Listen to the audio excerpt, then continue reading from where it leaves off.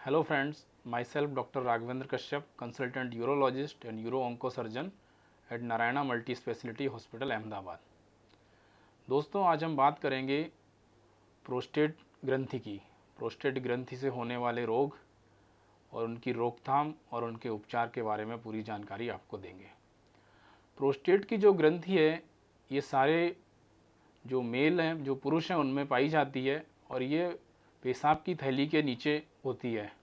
जो हमारी पेशाब की नली है, जिससे कि अपना जो मूत्र बाहर निकलता है, उस नली में ये रुकावट करती है, जिससे क्या होता है कि जो प्रोस्टेट की ग्रंथि अगर बढ़ना स्टार्ट होती है तो उसके लक्षण से स्टार्ट होते हैं। यूजुअली 50 साल के ऊपर के जो मनुष्य हैं उनमें ये सिम्टम्स आने स्टार्ट होते हैं। तो होता क्या है कि सबसे पहले अगर प्रोस्टेट ग्रंथि बढ़ना चालू करती है, शुरुआत में ऐसा होता है कि मनुष्य को बार बार पेशाब जाना, रात को पेशाब का लगना, पेशाब जाते जाते बाथरूम से पहले ही कपड़े बिगड़ जाना, पेशाब में ब्लड आना, ये सब चीज़ें हो सकती हैं। प्रोस्टेट की जो वृद्धि है वो नॉर्मल भी हो सकती है और कैंसर की वजह से भी हो सकती है। लक्षण दोनों में ही सेम ही रहते हैं, चाहे वो कैंसर की वजह से हो या सामान्य वृद्धि हो। इन दोनों के बीच में डिफ्रेंशिएट करने के लिए हम कुछ ब्लड रिपोर्ट्स कराते हैं और कुछ डिजिटल रेक्टल एग्जामिनेशन करते हैं, जिससे हमको पता चलता है। आज का जो वीडियो है, इस वीडियो हम प्रोस्टेट के कैंसर के बारे में बात करेंगे। तो प्रोस्टेट के कैंसर के लिए हमें जो रिपोर्ट्स करने हैं वो एक तो ब्लड में सीरम पीएसए, जिसकी नॉर्मल वैल्यू 4 के नीचे होनी चाहिए। अगर 4 के नीचे है तो हम इसको सामान्य वृद्धि कंसीडर करते हैं, और अगर उससे ज़्यादा है तो फिर हमको बायोप्सी लेके उसको कंफर्म करना रहता है।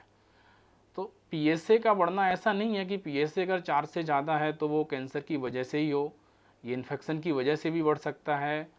तो उसके लिए हम पहले कुछ दिन एंटीबायोटिक्स देते हैं, वो नॉर्मल होता है, फिर वापस से पीएसए रिपीट कराते हैं। दूसरा है डिजिटल रेक्टल एग्जामिनेशन। इसमें क्या होता है, हम जो लेट्रिन के भाग से उंगली डाल के प्रोस्टेट को फील करते हैं। नॉर्मल जो प्रोस्टेट का फील है वो स्मूथ रहता है, और अगर उसमें कुछ चेंजेज आते हैं, अगर कुछ हार्डनेस आती है, तो वो कैंसर की वजह से हो सकती है।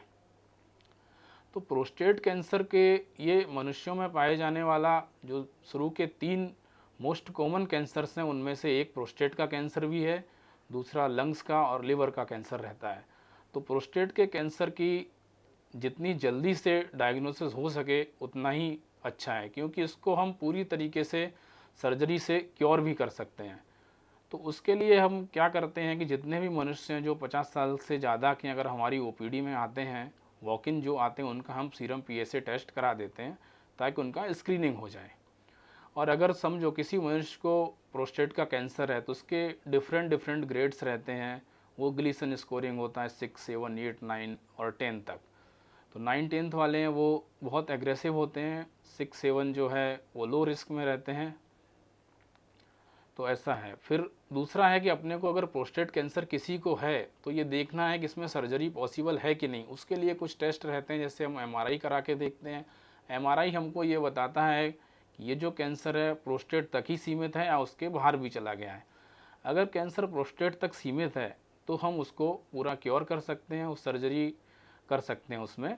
और अगर बाहर तक फैल गया तो फिर उसके लिए हमें कुछ रेडिएशन है, हार्मोन थेरेपी है और कीमोथेरेपी, उन सब की ज़रूरत होती है।